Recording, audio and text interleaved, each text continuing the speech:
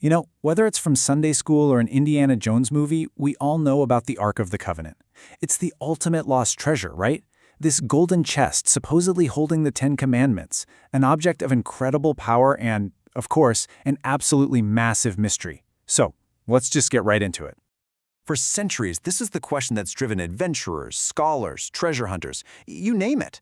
The Ark just disappears from the history books right around 587 BC when the Babylonian army completely sacks Jerusalem. So, where in the world did it go? And the theories are the stuff of legend, aren't they? Was it stolen and hauled off to Egypt, or maybe whisked away to Ethiopia?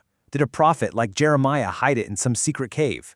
Some old texts even claim it was supernaturally swallowed by the ground itself, just waiting for the right time to reappear. These are the stories we all know and love. But hang on, let's just pause the whole treasure hunt for a second. Because what if we're all missing the point? What if the search is actually a distraction? What if, to really understand the Ark's mysterious end, we have to go all the way back to its very surprising beginning? It turns out there's a really compelling body of research that suggests the Ark's design wasn't some totally unique, one-of-a-kind creation. The blueprint, the inspiration, might have come from a place the ancient Israelites knew very, very well: Egypt. Now look, people have tried to find parallels before. Some pointed to these Assyrian palanquins that carried gods, but there was no box, no carrying poles, no relics inside. Others looked at the Bedouin litters on camels, but again, the details just don't line up. They're interesting ideas for sure, but they don't quite hit the mark. But then you see this. This is an Egyptian sacred bark. And like the Ark, it was this hugely important ritual object. It was carried on poles by priests during these huge religious festivals. I mean, just visually, the parallel it's incredible. It hits you right away. And this is where it gets really fascinating, because the similarities go way deeper than just looks. Let's just walk through this. Both are carried on poles by priests. Check. Both were veiled, hidden from the public eye. Check. The Ark has its famous winged guardians, the cherubim. And guess what? Egyptian barks were often covered with almost identical protective winged figures. And their function? Both were used to get divine oracles. The resemblance is just uncanny. So the connection goes even deeper than just how it looks or what it did. When we start to decode the symbolism and even the very words used to describe the Ark, we find these hidden layers that point right back to Egyptian ideas. Okay, so here's how the Israelites themselves thought about the Ark. The Bible describes the lid, the famous mercy seat, as the throne of the invisible God. And the box itself? That was his footstool. This is where the most sacred things, like the tablets of the Ten Commandments, were kept. Literally, at God's feet. And right here, this is the real aha moment. Get this, the Hebrew word for the Ark is aron. But aron has another major meaning. It is the exact same word the Bible uses for a coffin or a sarcophagus, like the ones that Joseph and Jacob were put in when they were embalmed Egyptian style.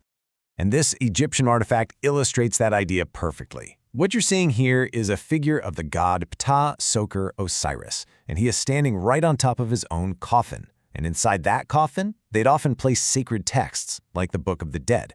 So this fusion of a god's presence, a throne, and a coffin was a totally central concept in Egyptian belief. And the Ark of the Covenant echoes this exact same three-part structure. Okay, so we've got this Ark as coffin idea, and the evidence keeps building when you look at where the Ark travels in the biblical stories. Its journey is constantly linked to threshing floors, these places where grain was processed.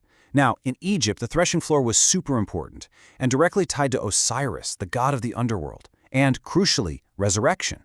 This connects the Ark, the Arawan, the coffin, to that whole powerful cycle of death, fertility, and new life.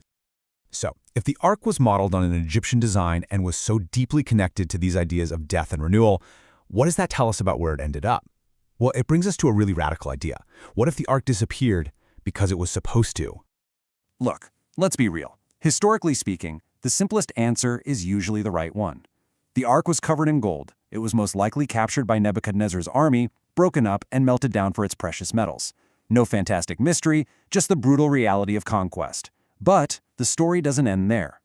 Because right around the time of this destruction, the prophet Jeremiah delivers this absolutely mind-blowing prophecy. He says a time is coming when people won't even talk about the Ark anymore. It won't be missed, it won't be remembered, it won't even be rebuilt. This isn't a prophecy that it will be found, it's a prophecy that it will become obsolete. So what Jeremiah is really predicting here is a kind of theological upgrade. He's saying that this physical object, which had been the symbol of God's presence for centuries, was about to be intentionally left in the past. Its purpose had been fulfilled. And he even lays out what the replacement will be. It's a progression. First, you had the Ark as God's throne. Next, Jeremiah says the entire city of Jerusalem will be called God's throne. And the final step? Later biblical writers pick up this idea and say that eventually God's dwelling place will be with all of humanity itself. You see the movement? From one box to one city to all people. And this brings us to a conclusion that is just truly radical. If you follow this line of thinking, then finding the Ark of the Covenant wouldn't be the great triumph we see in the movies. It would actually be a disappointment. It would be like taking a huge step backward, going back to a physical symbol when the whole point was to move beyond it. So maybe the Ark of the Covenant was never meant to be found. And that leaves us with a pretty big question to chew on. What if the real treasure isn't some golden box buried in the sand, but a theological promise that is still unfolding for all of us?